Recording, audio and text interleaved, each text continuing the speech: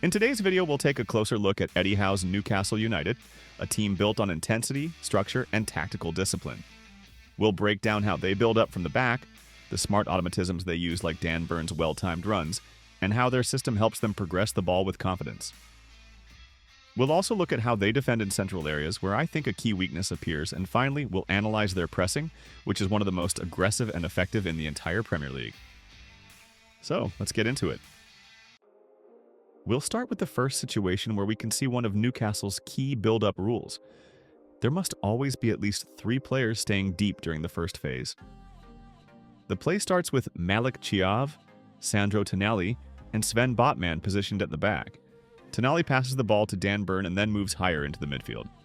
At the same time, Kieran Trippier pushes forward from his right-back position, providing width and offering a passing option in the attacking half. This leaves a back three of Dan Burn, Sven Botman, and Malik Chiav, who then advance together up to the halfway line, starting a controlled attack in the opponent's half. We'll see this principle in several more examples throughout the analysis. Now we'll see that they have 3 players at the back in another situation. The situation starts with Newcastle building up on the opponent's half. At the back we have Malik Chiav, Sven Botman, and Dan Burn. Miley drops from midfield into the defensive line, and Dan Burn notices it. He sees that Miley has dropped back, so Burn can push higher up. Lewis Miley passes the ball to Chow and then moves back up from defense into midfield. That leaves only the 2 center backs, Chow and Botman, at the back. So Kieran Trippier drops into defense to make it 3 at the back again. We can see that Newcastle's players rotate across their positions to maintain 3 players at the back at all times. This shows how well-drilled and flexible their defensive structure really is. The final back 3 example. Newcastle are building up on the opponent's half, and Sandro Tonali drops between his center backs. Dan Burn notices that there are 3 players at the back and moves higher up the pitch. Tonali passes the ball to Botman and then moves forward again from defense into midfield. Meanwhile, Kieran Trippier drops back into defense, forming a back 3 of Botman, Chia, and Trippier. This keeps their defense balanced and compact. Now we'll see how Newcastle usually has fewer players in the middle when building up. In the center, we have Tonali and Guimarães. All the other Newcastle players are mostly around them, leaving just the 2 of them in the middle. This creates a problem, as they are often outnumbered, and in this case, it's 2 against 4. It becomes extremely difficult for the central players to advance or create passing options when they are constantly surrounded and outnumbered by the opposition. Here we can see one of Newcastle's midfielders pushing higher during the build-up, on the same line as the striker. When the opposing attackers drop deeper, Newcastle becomes outnumbered in midfield, but their players up front gain one-on-one situations. By the way, I've just launched my Patreon.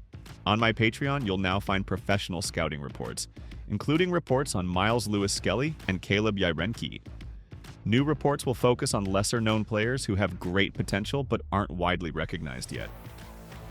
Each report covers players' technical, tactical, and physical abilities, their strengths and weaknesses, players with a similar style who are already at big clubs, and the teams where they could fit and who might be interested in them. You'll also get access to my Discord and new videos without ads. Join now to get exclusive insights and support the channel.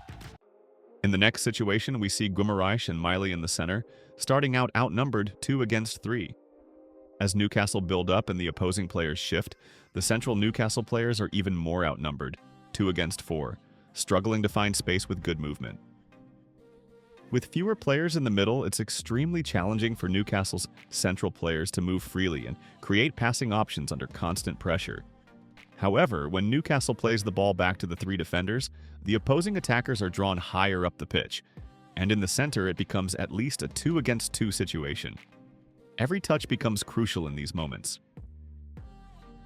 Now, we'll look at 2 situations with Dan Burn making a forward run.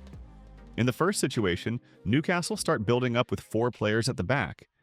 Dan Burn notices that there are 4 at the back and makes a forward run, drawing an opposing player onto himself and freeing up space behind him. Dan Burn may not be the fastest player, but by timing his run into the right space, he can successfully draw an opposing player onto himself, while Anthony Gordon drops into the space created by Burn's movement and receives a pass. We can see that Newcastle still maintain their shape with at least 3 players at the back. In the next situation, we again see how Dan Burn notices that Newcastle have enough players at the back, allowing him to make a forward run. During his run, he even signals with his hand to Anthony Gordon to move into the space created behind him, and Gordon moves into that space. We can also see that the fullback on the opposite side, Trippier, stays back to form a back three for Newcastle once again. This is very important for the way Eddie Howe wants his team to build up. Now we'll look at how Newcastle defend without the ball on their own half in a 4-5-1 formation. The team stays compact, with the midfielders pressing in the center and the wide players ready to cover the flanks, limiting space for the opposition to play through. Here we can see the shots against statistics for the current Premier League season, where Newcastle is positioned third with 87 shots against. This reflects their strong defensive performance and ability to keep opponents from creating many scoring opportunities. Now, we'll look at Newcastle's defending in midfield.